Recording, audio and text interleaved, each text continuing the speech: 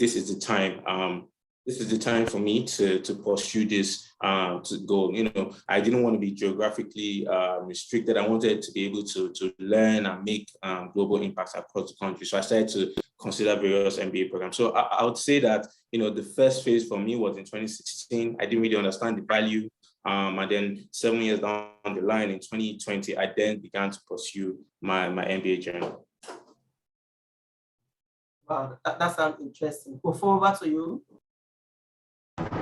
Yeah, thank you. Like I said in my introduction, I now run a business. I've been doing that for almost 6 years. But I found out that the only knowledge I was able to get prior to running the business was just 3 weeks internship in an hospitality company, and that's what I've been using. Apart from getting resources on internet and all that. So I knew that I needed to get better education and more education, especially if I wanted to scale up my business. So for me, the pandemic was not so good for most people, but for me, it was actually an eye-opener.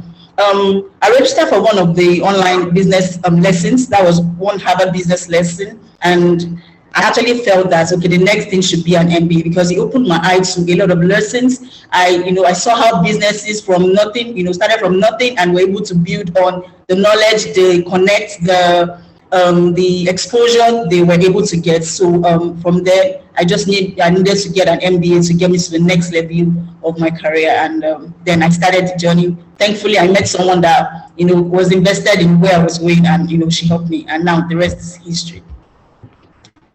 Thank you. Wow, that sounds really great and amazing. So COVID was like something that triggered you much more. Uduak, over to you. Okay, so I decided to go for an MBA, I think around 2018. And I think for me, I just felt I was quite interested in, should I say, knowing more about the business space, but I was practicing as an engineer. So I felt I didn't want a master's in engineering. I wanted something that would give me broader skills that would allow me pivot later in life. So I thought of doing an MBA, but I just put it aside because I wanted to establish myself in my career as an engineer, get certified, and know that, okay, now I can move to other things. So I thought about it in 2018, but I just put it aside.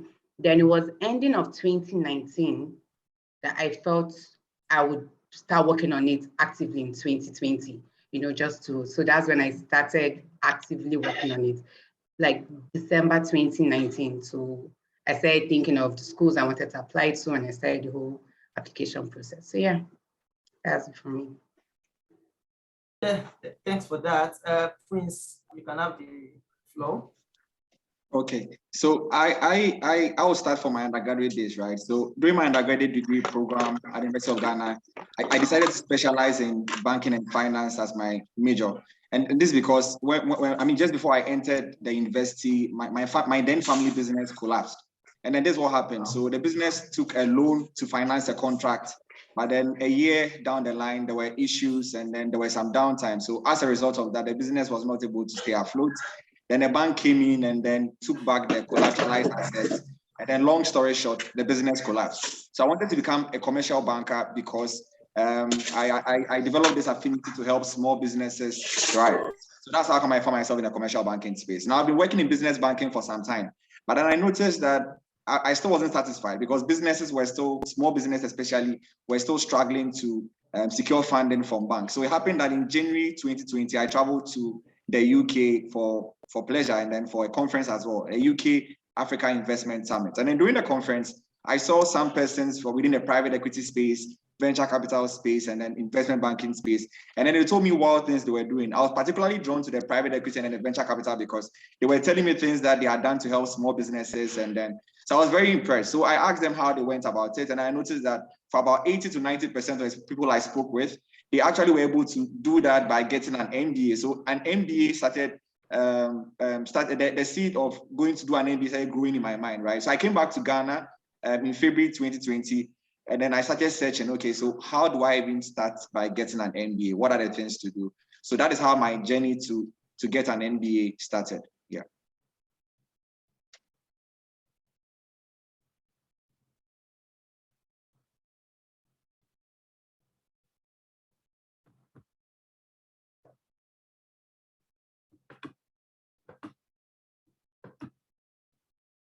Hello, can anyone still hear Prince?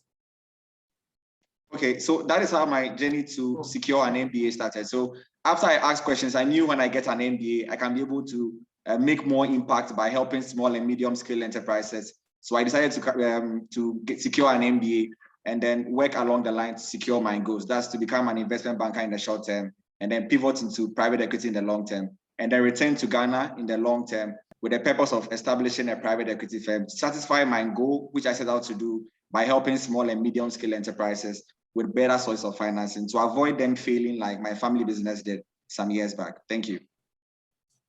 Wow, that sounds like a lot of dream in the pipeline. And from all four panelists, what I see is that an MBA is primarily an essential to help us, to pivot to what we think we want to do. I mean, scale up, maybe better than very interesting. But there's a reality that then comes with a dream of having an MBA as an example. And the reality is that first you have to do a lot of research in order to in order to be sure of the school that you're going to select, and again to be sure that the school meets what you want. That's a pre-admission exercise, and after that you then have to maybe go through all of the admission process, and at the end of the day, lucky you get into 3, 5, 10 schools. You then have to decide on which of the schools you are then going to attend eventually. So do you just want to tell us what challenges you faced during all of this process and how you were able to win over whatever roadblock that you met, right? I'm going to start with Prince Akonor this time, and then I go to Uduak, and then Kofo takes the floor, followed by Segun. Tell us the challenges you faced in each aspect of the admission process. Okay, thank you. So with respect to the challenges I faced, so first of all, I with a not so good preparation, I just applied to Duke in the first in one of the rounds during the first cycle I could attempt, and then I got waitlisted and then ultimately rejected. So then that gave me a fear for the MBA process. Is that what's going to happen always? So then I had to look at the individual components, and I had some concerns concerning them. First of all, the test results. Do I choose a school that takes a test results, or do I not choose a school with that? And then how do I handle my anxiety with respect to taking tests? I also had a problem with recommendation. Like, how do I get my bosses to write the recommendation that will fit the MBA standards? Because I go to Aringo and then I see very nice ones, and then I wonder if my bosses are going to have that time to write like I see online.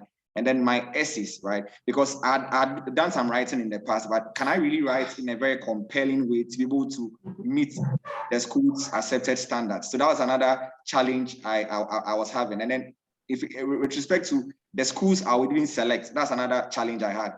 What schools should I apply to? Which of the schools will best suit my goals? Because there are several schools available, but you cannot apply to all of them. So which 5 or which 6 should I pinpoint and then select? And then the last challenge I had was, how do I effectively network? Because I'd heard several times that, okay, people network to be able to put in a good application. How do I create a network? Do I just send an email? Do I send a message on LinkedIn? What if they don't respond to me? Or what if they are not so nice? I mean, how do I really go about this? These were the main challenges I faced during the application stage. Thank you. All right, thanks so much. I mean, the joy at the end of the day is that you're able to go in, and I applaud that. Very motivating. Uduak, over to you. Okay, so for me, I faced quite a number of challenges because I started by applying in 2020. Because of the whole lockdown, there was a period where many schools were not collecting any test results. I don't know if some people noticed that. So I took that window and applied to Wharton and LBS, that's London Business School. But the challenge I faced was I rushed. I did it by myself. I had one person review my work, and I just rushed the whole process. So I didn't really fine tune, should I say, my goals or my essays. And I actually got to the interview stage of Wharton, which was a bit surprising because I know I wasn't prepared, but I didn't get anything from LBS. Then after the interview stage of Walton, I got a rejection from them. Then I decided to, proceed with taking my GMAT because I didn't take it earlier because I used that benefit of being able to submit it without a GMAT score. I finally took my GMAT and I didn't do well and I had to take it again. So that was, my GMAT is another story. Wow, it's another story. Maybe I'll get into that later. But I finally took it again. That was last year, April.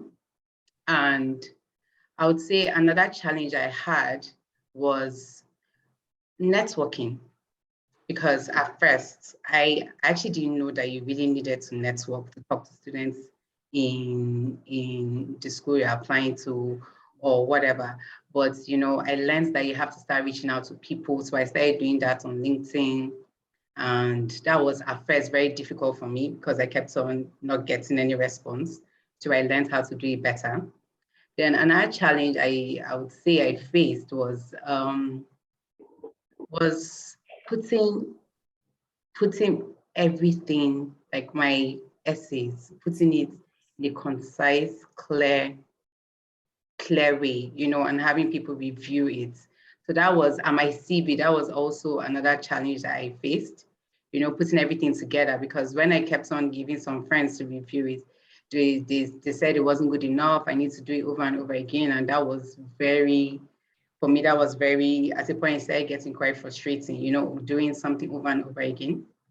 And I would say also, yeah, those were my major challenges.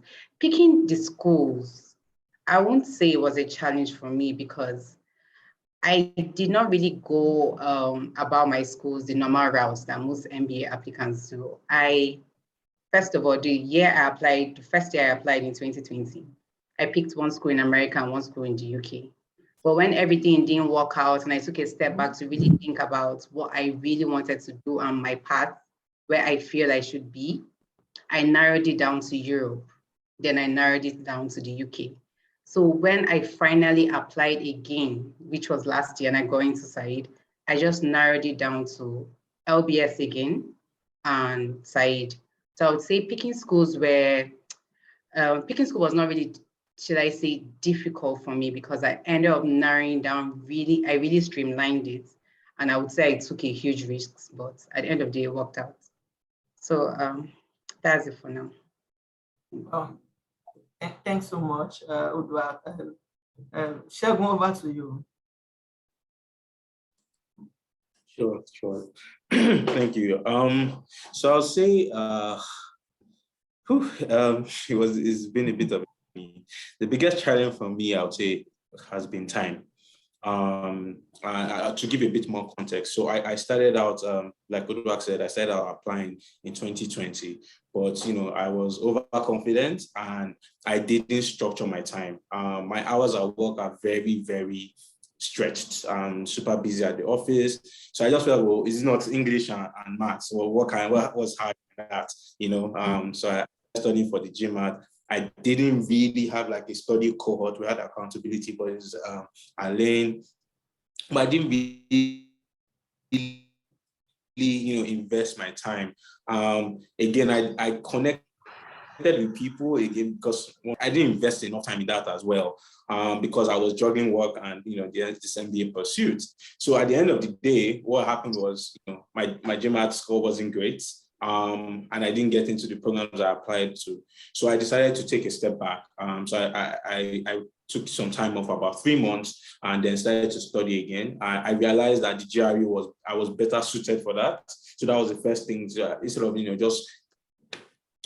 of keeping up with the GMAT, I decided to transition and take the GRE. I did well in that, and then I created structure around my time. So my lunchtime at work is for studying that entire hour. When I close from the work, I'm studying again before I leave the office. I have a specified amount of hours for my essays. I have a specified amount of hours for networking with people. And I was very disciplined and I ensured that I stuck to those timelines.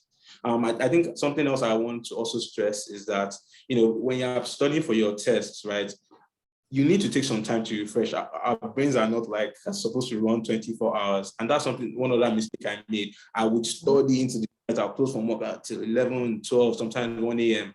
But then, oversaturation in the brain occurred, and that's had negative impact. So overall for me, I'll say time during the entire application process, and just being able to create structure around that, my timing and schedules, was my biggest challenge. After I had submitted my applications, and or maybe I should take a step back, like when I was considering programs, again, I didn't really struggle in that regard. I knew exactly what I wanted to do. I knew what I wanted to do post MBA. I knew where I wanted to do it at. So I started looking at programs that had strengths in technology, that had relationship with the companies that I wanted to work at, and were situated in states or cities that I felt like I would be able to live in. So, in the selection process, it was very streamlined. And again, I had a lot of help in getting there from my friends at Lane. So that's sort of the challenges that, these are some of the challenges I faced throughout the journey so far. Wow, well, that looks like a lot. Thanks for that. And one other thing very important is that I say a connecting dot with, when you are trying to apply, you need to reach out to people, they need to be in a community or in a cohort, or to talk to people, right? I see it as a very interesting part of the story, and something I want you to look into, right? So many of us on this call, we are not sure of what community do we need. We really need a community. Can't I just get to do this thing on my own? Because I do a lot of things on my own and I get the result, right? So at this time, what drops on my head is, for each of you, which community, right, helped you through this process? For example, Lane is a community, right? Do you have like a community that helped you? What offer do they give to you? And then would you recommend them? Do you see that as a good way to go through this? Because I see that the MBA looks like a bit strenuous. Yes, it could be, and eventually it could be very simple if you are within a very good community of friends or people that can make the journey easy. So over to you, Kofo, and then we would have Uduak, and then since we talk next, followed by Segun, right? Do you have any specific community that assisted you through this program? How good were they to helping you achieve this goal? And would you recommend being a member of a community while you try to get your MBA? Thank you. All right, thank you, Philip. I hope you don't mind me answering the previous question. I didn't get a chance to do that. And it's very important I also share my perspective, then I'll go to the next question. You asked the challenges that we had the other three panelists answered. For me, I opted not to take a test. And that also affected me a great deal. That meant my chances were limited. So some schools, I reached out to them. I shared my CV with them. I have XYZ, I do this and that. They were just not buying it for the fact that I didn't want to submit a test score. So my chances were already narrowed. Let's say everybody had options of 100 schools. Mine were really small. So I was playing with those small numbers and said, okay, fine. I still don't want to take this test for my own personal reasons. At some point I did say I was going to take, but I decided that, okay, let me apply for round one, let's see what my chances are. And luckily I got into a couple of schools, and the rest is history. So not taking the test score for me was a big challenge. If I could do it all over again, I would take the test to better my chances. Another thing someone said was recommendation. When I applied in 2021, because the window was really short, I just selected people that I thought, oh, this person will be able to recommend me. And I think looking back, it was a bad, decision on my part to just select people.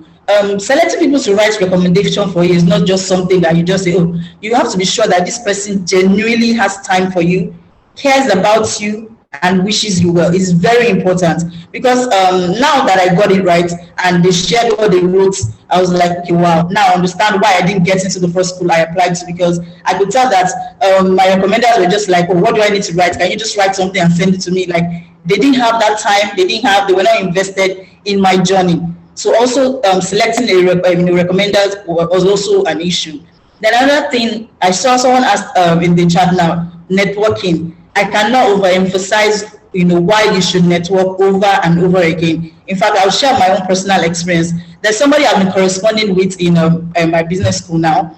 We haven't seen, and it's just through communication, me always having one issue or the other. Now, when I send her a mail, she's always looking forward to my mail, and she's so friendly, and she's like, oh, hi, it's been a while, I heard from you. So imagine if I was just trying to get admission, she's already looking out for me. She's already looking forward to my mails, So it's very important. Beyond the outcomes, you have to reach out to current students because they helped me greatly. In fact, some of them almost rewrote my essays. They already got the structure of where I was going, so they helped greatly. Oh, don't do it this way, do it that way. And those are people that I've never met before. And the last time that I had was not doing enough research. I mean, now that I've done it differently again, I was like, what was I doing all these years? All this information were in my face, but I was just too lazy to do the research. So please, those were the challenges I had, but I'm sure that having gone through that and sharing my own experience, I'm sure a lot of people will benefit from that. So I go to the next question quickly that you asked, what resources? For me, it's a no-brainer. Lane was very instrumental to my success. And beyond the person that I actually know, every other person I reached out to, they were so kind, so happy. Some were so busy with work, they'll be like, okay, fine, can we do it like 11 p.m.? Some of them were really busy, and I have, different questions to ask. Someone will say, okay, can we do 7 a.m., at the weekend? If I see anybody post any information in the group that I think will benefit me, I reached out to them.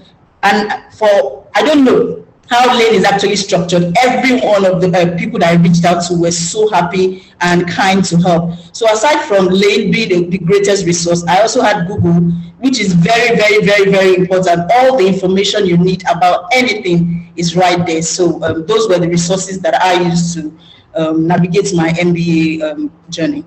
Thank you. Okay, so for me, Lane was a life changer. That's all I can say.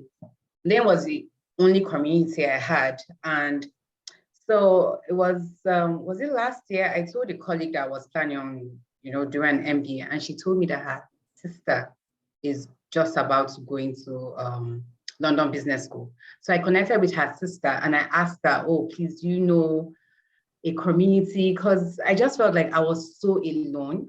Because I'm a civil engineer, where I work, MBA is not mentioned. We don't need it where I work.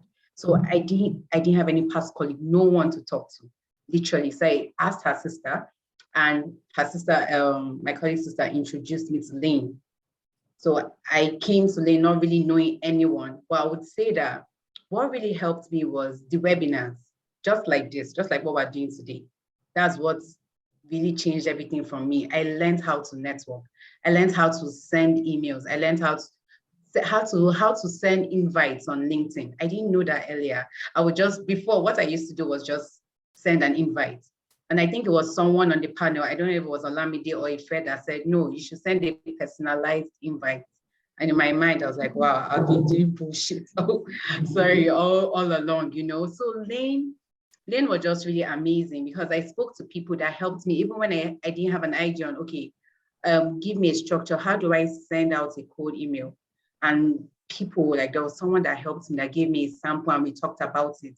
And also even connecting, okay, so there's this thing that Saïd does. You can gain a recommendation from alumni, right, of the school. They can recommend you. I did not know that before Lane. And someone, I think during a webinar like this, someone mentioned it, and that changed the game for me. I literally reached out to people, talking to them on LinkedIn, and almost, I think 5 people that I'd never met sent in a recommendation for me. So Lane was so instrumental with information, even the people were so helpful, and it was literally the only community I had, and that's what really helped my journey. So yeah, I can share more about that later. Then in terms of networking, because someone asked a question about networking, I think networking it changed everything for me, especially learning how to send messages on LinkedIn. Like I said, I did not know so many people that, went for an MBA because of I just didn't know anybody. So most of my interactions were with people I did not know.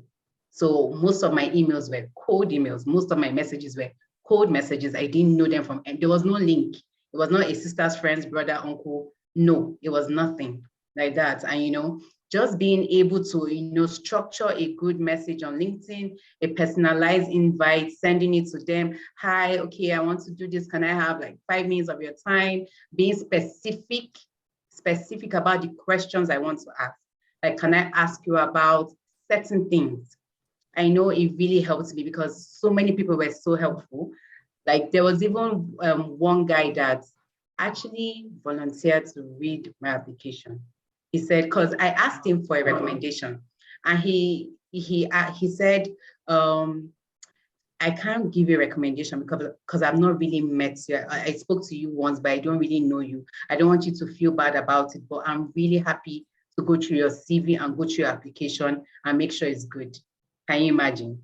So even there was a rejection with what I asked him for, a recommendation, and he didn't, and I didn't even need his because I had 4 or 5 extra. But his offer to go through my CV, to go through my application, this is someone, he was like my big brother, someone that I don't know from India. I don't know him. And he did all of this for me. So yeah, I can go into that later, but yeah, that's what I'm trying to say.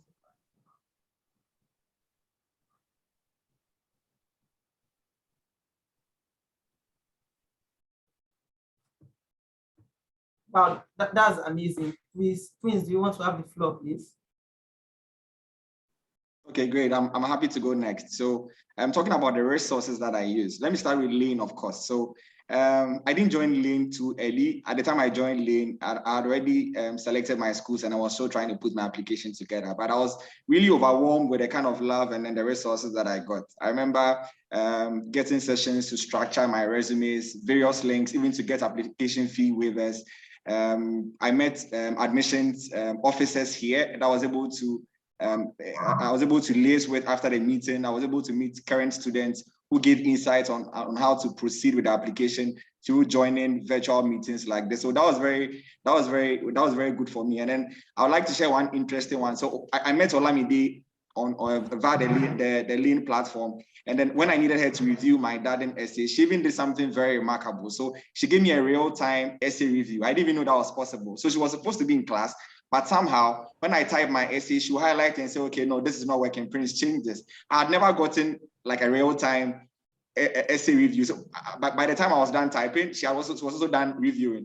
And then everything took like a day, which was very remarkable. And I got that, I didn't get that from any of the other resources that I was using. That was very impressive. And then this is just to share an example. For instance, I met another friend, we were applying to Booth together. So we had that kind of like peer review. So he would notice something and then we'll draw my attention. And then we're there just doing checks and balances on each other, which was very remarkable.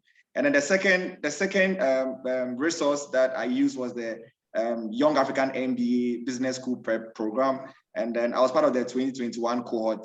And then I got resources from there to how to structure my resume, how to do proper networking, how to even brand myself with respect to my LinkedIn profile, how to take a picture and then smile so that when Adcom just checks me online, we'll know that, okay, this guy looks like someone who'll be friendly for our community, how to even brand my Facebook, my Twitter, to have that good online branding. So these are the things I got from the Young African MBA program as well. So that and then the Lean were side by side teaching me virtually the same thing. So I got good information from that. Aside that, there were 2 other resources as well. So I also found myself contacting the Black community of the various schools a lot. So if it's Booth, I go to the Booth Africa. If it's Stern, New York Stern, I go to Stern in Africa. So I basically spoke with a lot of the students within the African community and then the Black community at large. And then just to share an example.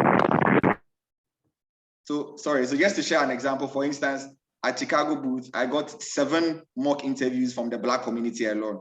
At Cornell, I got 5 mock interviews from the Black community alone. At New York Stern, I got 6 mock interviews. At the time I was done, when I go for interviews, it's just like, okay, I know this, let's just get on with this. You know, that kind of feeling. So I really like that. And then the last resource that I used was Applicant Lab and then Grammarly. So Applicant Lab really helped me to structure my resume, helped me to structure my essays in a particular way. So my essays, at least my draft essays, won't look entirely bad because Applicant Lab had helped me structure my essays very well. And then the Grammarly will be there to check the grammatical errors, the spelling mistakes, because I really wanted to avoid that. I don't want to for instance, spell Chicago wrong, really. I don't want to spend like New York wrong, really. So the Applicant Lab, they are paid for services, but sometimes you can even share with a friend and then use that resource. So that was also something that I used. I'm sure someone would want to ask me, how did I know about Applicant Lab and then the Grammarly as well? Once again, I found out from someone who was on the Lane platform. So really, I cannot emphasize the importance Lane had to my success in any way. So yeah, thank you. Wow, that's really very good and interesting. Segun, over to you. Yeah, sure. I mean, like the other panelists have said, I don't want to preach again, but like I have to. I guess for me, what was a bit more interesting is a number of my friends were already in the main community, right? And they were the ones that were spurring me on. And when I was giving up, and they would push me. So it was just a natural transition into the larger Lane community. I think it was Kofo that mentioned, you see a message drop, you find information, you also put it in the group. And those little links back and forth here and there, they're very helpful. You might not know that this particular school does not need you to do X. Maybe they don't need an English proficiency test. You need to go and, you don't need to go and start practicing for IELTS or Duolingo, things like that. So I would say Lane was a very powerful tool. And like Prince said, I was also able to connect with people. And they helped me. So current students and past students. So what I did was to structure the people I was reaching out to. So I will first reach out to Nigerians, if any, or Africans in those programs I was considering, get their insight, at least from an African perspective, because I can relate more with that. And then I would then focus on non-Africans to get that, their own perspective and have that well-rounded understanding of the process. Olamide was my personal consultant. I'm sure she's going to shoot me in the leg as well. When real time review, I was smiling because she would be like, Segun, no, we need to do this. No, this is. She was very instrumental. Again, she's part of the Lane community. And so the ton of resources, whether I study material, whether it's looking at Stacey Blackman for essays and insights and recommendation. The entirety of everything I would say I got from Lane. My study cohort accountability partners. There's one thing I also want to stress, that no one is an island. You cannot know everything. We have 24 hours in a day, and how many of those hours are you even allocating to, or are you even able to allocate to find out information? So being in a community like this where we are all accountable to each other and collectively looking out for our individual success is very important, I would say. Wow. I mean, those experiences sound overwhelming. I was going to go into asking you the best practices, but I think you've all answered what the best practices could be for any individual that wants to get into an MBA. Number one on the list looks like, you must join a community, right? Because the exposure that the community gives you is more than even a mentor-mentee relationship. Because the mentor, for instance, is coming from one perspective, but people in the community could come from various perspectives, and the support which starts from even your application process, even helps you to the end of the journey. That looks like one of the very key things that I'm able to pick from all of your experiences, and never undermining the power of networking also is, I think is very germane. I believe everybody on this call will be able to somehow pick up points that could help each and every one of us to have a successful MBA admission experience. There's one very, I don't want to say the most important thing, right? But many of us are, some of us are Africans, more specifically Nigeria, and we have this mentality that, for instance, an MBA in the US would cost you $70,000. MBA in the UK or wherever, it's going to cost you a lot. If you want to convert $70,000 to Nigerian currency as an example, if I'm still good at mathematics, right, that should be around maybe 35 million, something around that. So there's this phobia for whosoever wants to go for an MBA, knowing fully well that it is very expensive, but I bet you the ROI is worth it. I earn less than 100,000 in Nigeria, 100,000 naira. How many years do I have to work in order to fund my MBA, right? Oh, so I have a father that has lots of money, but he has just 10 million naira, and I need to go for an MBA of 20 million naira, for an example. So one striking for many of us on this call is, how then do I fund an MBA? Funding is like what pulls us back. So I'm just gonna give the floor to you guys, right, at this time to tell us what you think about funding, how was it really a problem for you? If it wasn't, how did you find your way around this? If it was, how were you able to still achieve your MBA goal despite the constraints, right? I'm going to start with Prince, and then I go to Uduak, and then Segun says his own story about this, because I feel there's a lot of story to that, and really this is what a lot of people want to hear, right? Alongside Kofo being the last person to speak about that. So Prince, Akonor, over to you. Okay, thank you. So funding was really of concern to me because I mean, coming from Ghana, the exchange rate is like one CD to $1 to 8 Ghana cedis currently. And then by the time I do my calculation, probably I'll have like about $20,000 of my savings. Meanwhile, it's a lot in Ghana cedi terms. So of course, it was of concern to me. So I wanted to get into a program that I would get some funding, at least, if not even full scholarship, but some funding. I was also concerned about the prestige of the program. So the two had to balance out somehow. Okay, so this is the thing that I did. So I did my research and I knew that, okay, so if I apply to schools and then my application is good enough, I'll probably get some merit-based scholarship. So I approached it using a scientific approach.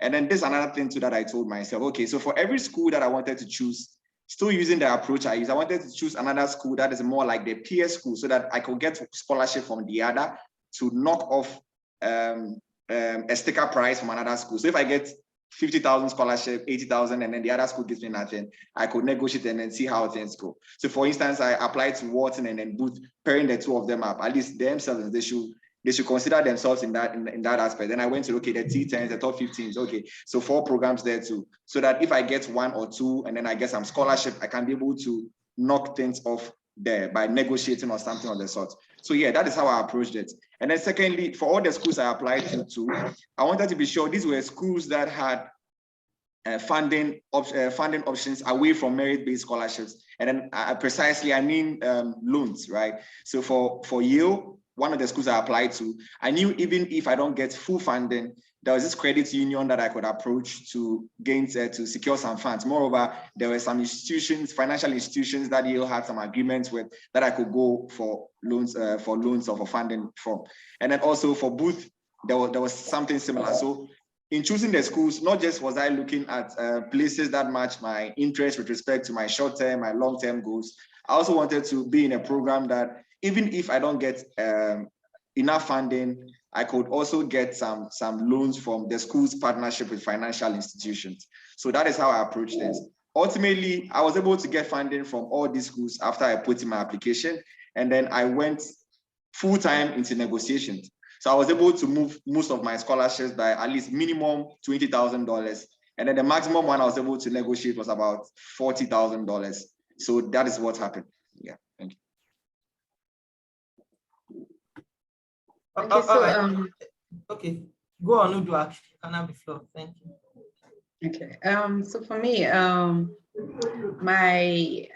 it worked side by side for me. I knew that I wanted to be in the UK, and also there's something about Oxford. Oxford is really passionate about Africa. That's one thing about Saïd. Saïd is really passionate about Africans. There are many scholarships for Africans, and generally there are many merit-based scholarships and also scholarships I can apply to. So that was a big plus for me. There's this Lord women's scholarship. So that was an advantage for me. So it worked side by side. I knew that I wanted to be in the UK, and I decided to go for Oxford, and especially the fact that it's a 1-year program. You know, it's not as expensive as a 2-year program. So I considered that also. And yeah, for now, I've been able to secure some funding from Oxford. And I've also qualified for interview for the women, the ones I had to apply for. So like so far so good. But yeah, I put both of them side by side where I really wanted to be, and also a school like Oxford that is really passionate about Africans, and they're very willing to help as much as possible. So yeah, that's mine.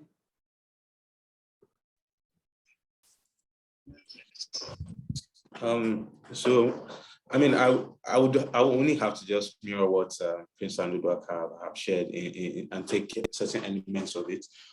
So maybe I will start with when I was selecting the schools. Something else apart from the program itself, you're going to live in the city, you're going to have to pay for accommodation, you're going to have to pay for food, electricity bills, things like that. So I was also focused. I focused on the US, but I was focused on what cities within the US. I didn't really want to stay in an expensive city.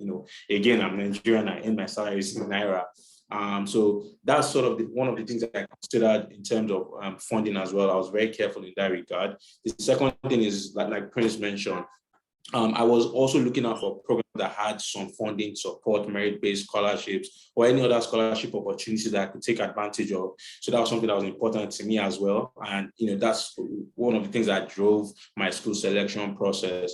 I also, wanted to be sure that I could qualify for loan opportunities as well, because even if whilst I'm chasing, fully funded programs, in the event that I don't get 100% funding, I wanted to be sure that, this program can support me in some way or the other to access some loans. So that's sort of how I positioned myself to in terms of this funding concerns.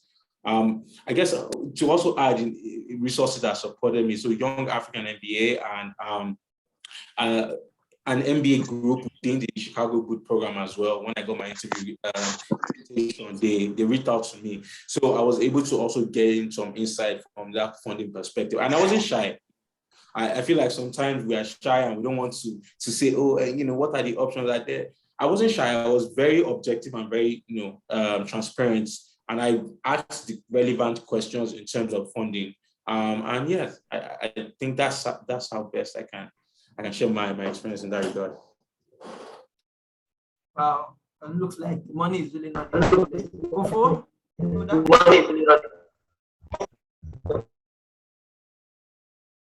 Hello, can you hear me? Kofo, are you there? You're muted. Please unmute, yeah. Oh, sorry about that. Yes, just like Segun said, when I was doing my school selection, I already had a limited option anyway. Living expense was one of the things that was on top of my agenda. That okay, fine, I'm looking for a school. When I was doing my research, I was looking for a school that would give me full funding. So I was very strategic about selecting the school. I didn't even want some, because amazingly, all the cities I was looking at, in schooling, the living expenses, the accommodation is really high. So I'm like having to deal with that on one side.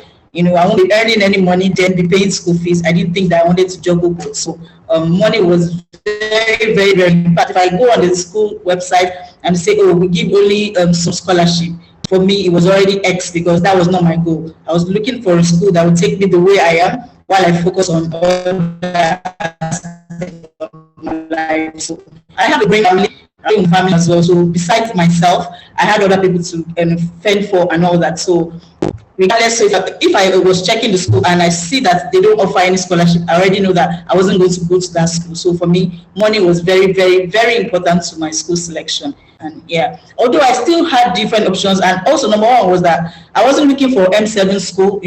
Those schools, they are not so friendly, giving money out like that. So I already knew that okay, I wasn't going to go that way. So I was looking for, let's say, safety schools, top 50 schools, something within that range that could accommodate, my own personal, reservations, and also give me what I want. So funding was very key to school selection. Yeah, that's it. Okay, thanks for sharing your experience.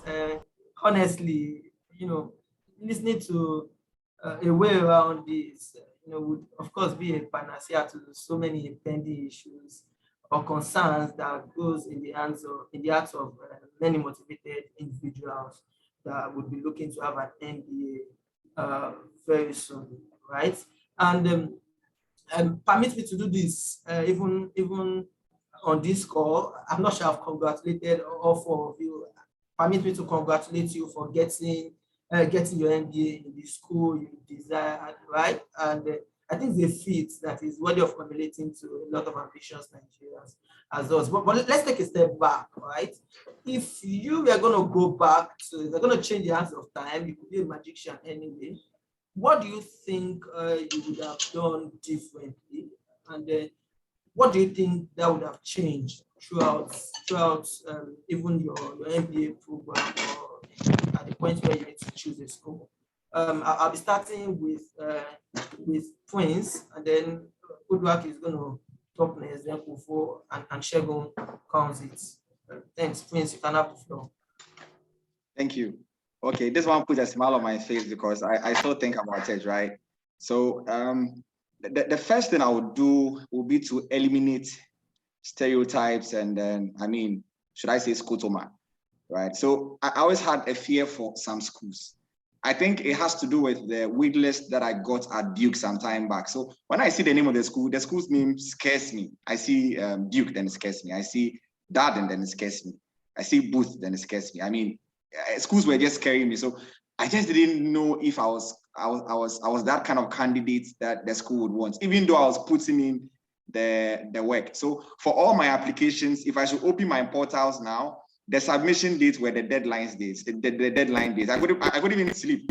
Sometimes like 2 hours to their deadline before I submit. Then I was always nervous. I think going back, I would have been more confident in myself, knowing that I'm actually doing the hard work. And then I would have been able to even network better, because sometimes I'll speak with students and then the students would tell me that, okay, this application, your essay needs to be done this way. Your resume may not be good enough. I think you have work to do on this. You probably need about 10 hours more to work on this stuff. Then I'll go back to and then tell myself, okay, I said it. I probably wasn't good enough for this school. Maybe I should just stop this MBA process. So I think that was the main challenge that I had personally. I was too self-critical. So if I was going back, I would have been more confident in myself. I would have engaged more students. I think I had this misconception that most students that Adcom will be inclined to take into their programs should be students that come from Fortune 500 companies. Here I am and then no disrespect to any company. Here I am teaching in some school in Ghana and then also in Zenith Bank. Zenith Bank and then that school, they are not Fortune 500 companies. You look at the class profile and then you look at the average starting salaries that I convert my own, I'd be like, wow, how would I get here? You talk to a current student and the current student tells you their plans and then what they were doing before. And then you ask yourself, will my story even tell? So I think I had that fear. And then that's something I would, going back, like to change and then be more confident. And then that would have even more telling my interviews and then in the way I carried my candidacy. So that's the first thing and then the main thing. Thank you. All right. Thanks for sharing that. Uduak, please have the floor. Okay, I think if I was meant to go back, what I've done is I would have, should I say, started much earlier in terms of just researching, talking to more people, because I started rushing. There were so many things that I saw myself rushing to do, and I was under a lot of pressure. It was very time consuming for me. So what I would have just started earlier, giving myself more time so that it would not be a nerve-wracking process. So that's what I would have done. I would have spoken to more people earlier so that I won't have to rush. I would have done more research, so that I won't have to rush. And yeah, that's one thing I would have done. Okay, a lesson for a lot of us is going to be over to you, Kofo. Can you hear me clearly?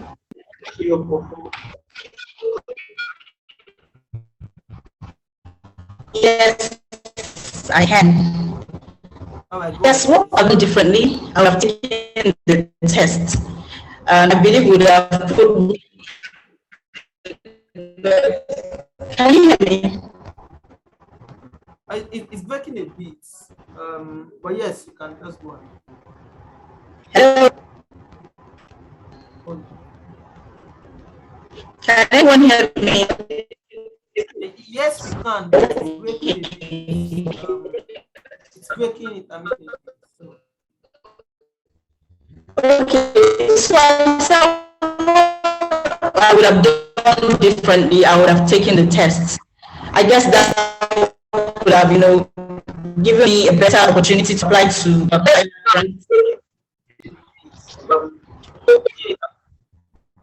Okay, Kofo. Sorry, we are struggling to hear you. We just want Segun to go first. Then after Segun, we then speak. So that, hopefully it's sorted by then. Would you want Segun to go first? Then after Segun, you speak. Does that work for you?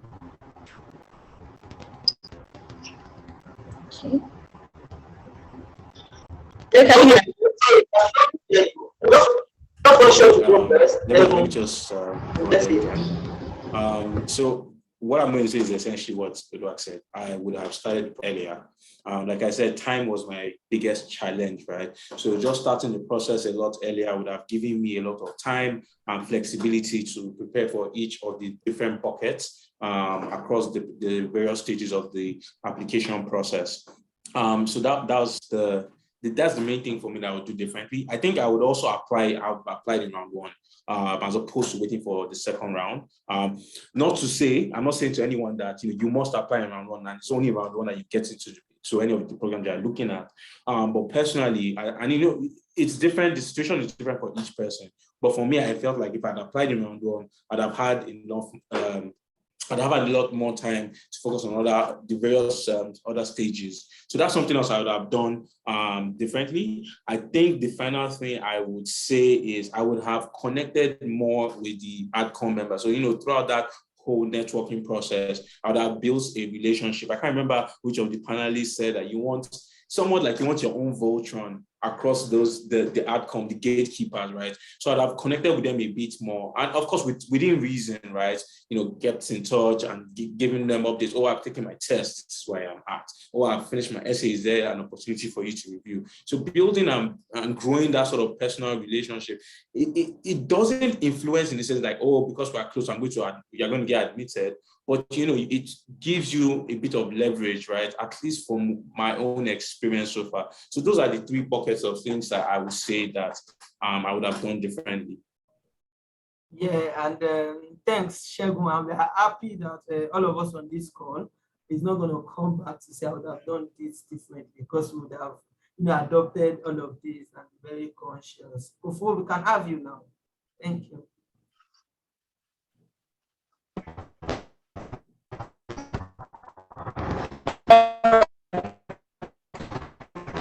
Thank you.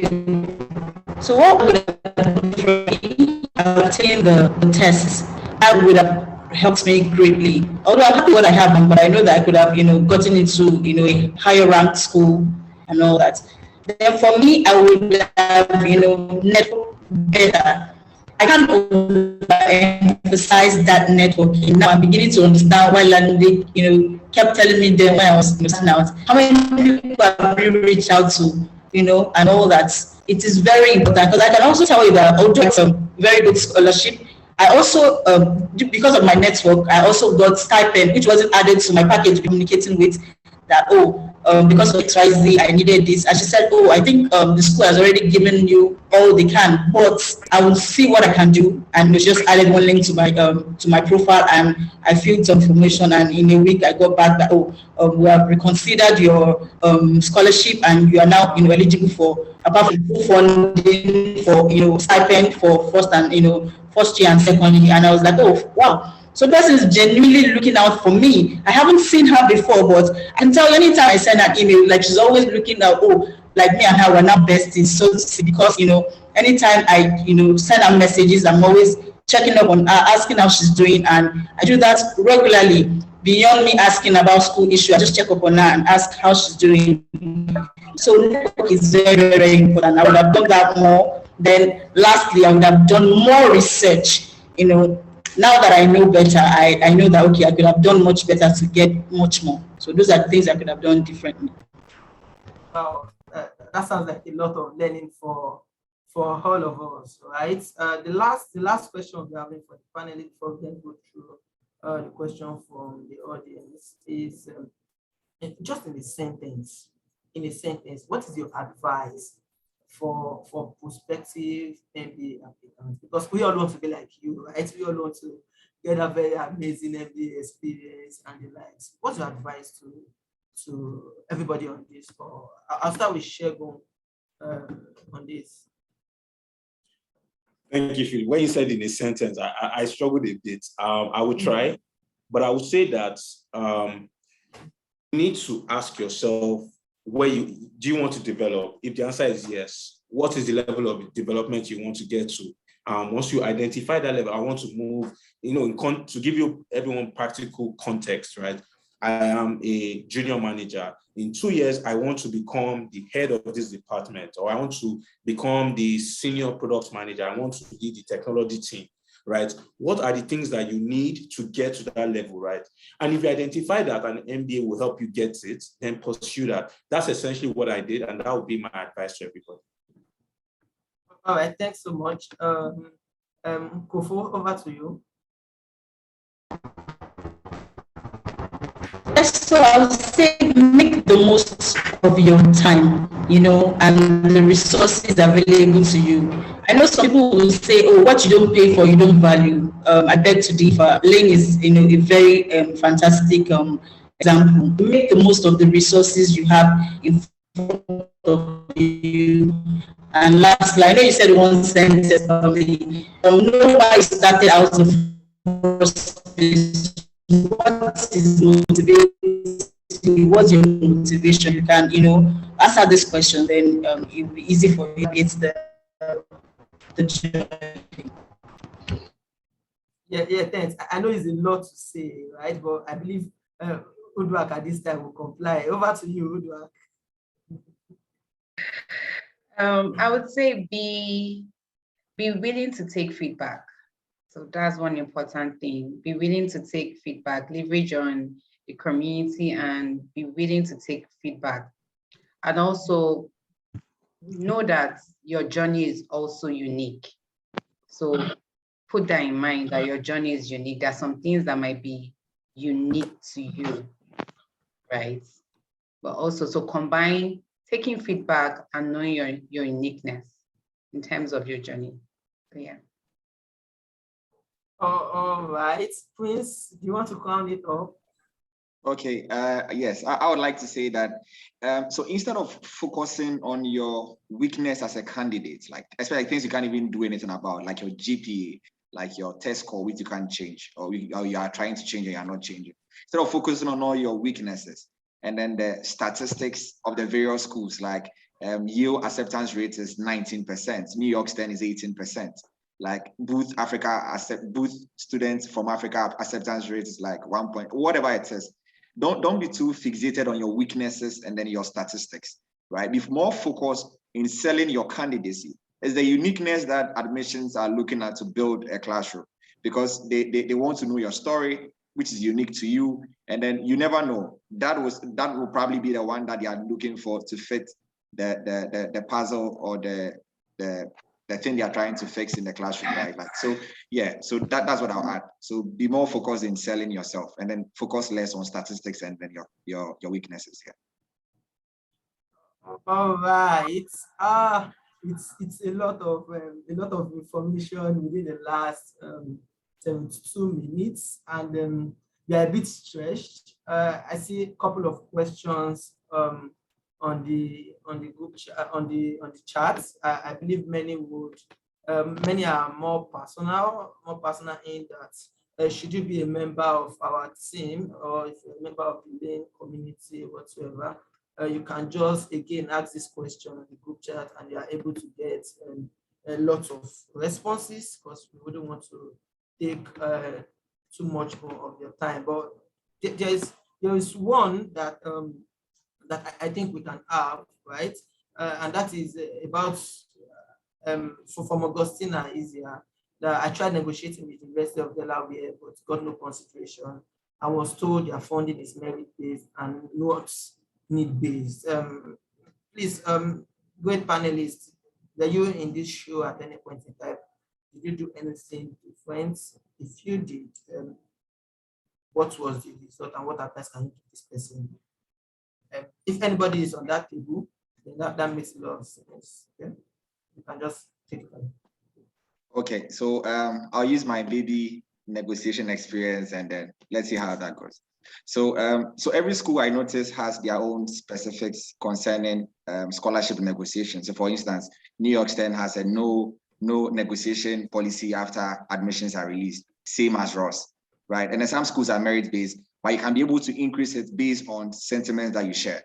And then others are merit-based, but it's solely on merit. So if you have a leverage, you can be able to use that to drive them to increase their scholarship. Let me give an example. So for instance, at Yale, I got half tuition, and then I went to them that, hey, I want you to increase my salary for me. And then I said all those things. Did I say salary? Sorry, my scholarship for me. And then I said all those things. I didn't use any leverage. The first feedback was no way. I tried the same thing at Booth, and then the first feedback was no way.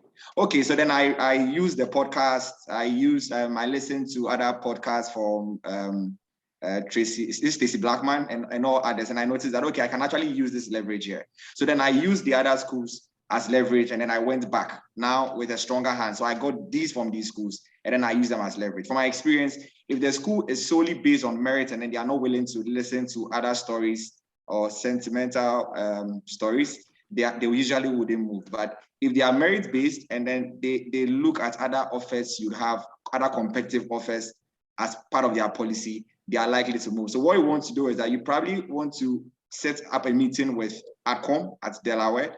So you can set up a meeting with them and then tell them the story. I mean, tell them what you have. And then basically during those sessions, they're able to give you some feedback as to how to proceed. So in my case, it was through that I noticed that, okay, I should come back with leverage and then I can be able to gain something more. So that would be my advice for you. All right, that advice looks all encompassing, and I believe that should suffice for the Delaware peculiarity. So should there be any other person that has any questions to ask? You can just do that by the raise of your hand. I'll go with Chima first. If there's none after Chima, then you can find the way of calling the Chima over to you. Okay, good everyone, and congrats to the new admits. Okay, so I'm still on this question concerning funding negotiation, and I just want to ask Prince, if you have a leverage and then you set up a meeting with like the admissions team of a school, are you going to show a proof? Because I don't know, I'm finding it difficult if they'll just take your word for it. Like, okay, I've gotten a funding of 40,000 from Yale, and I want you to like increase mine to 60. Would they just take your word for it, or would you show them proof or something? Yeah. Thank you.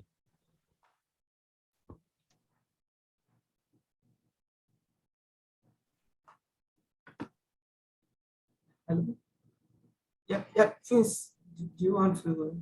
You just want to do that, but please be very quick with it. Yeah. Okay, I'll take that.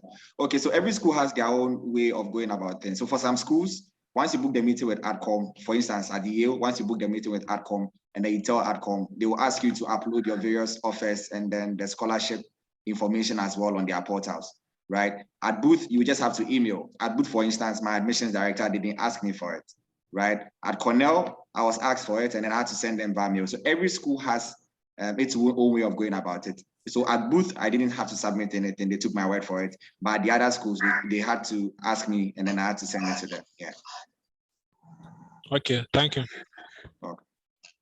All right. It's a lot of information, even on this, my MBA admission exercise. I believe eventually and at the end of the day, we all got valuable information that can help us to put our application in, and hopefully sooner than later, we get the experience we so much desire.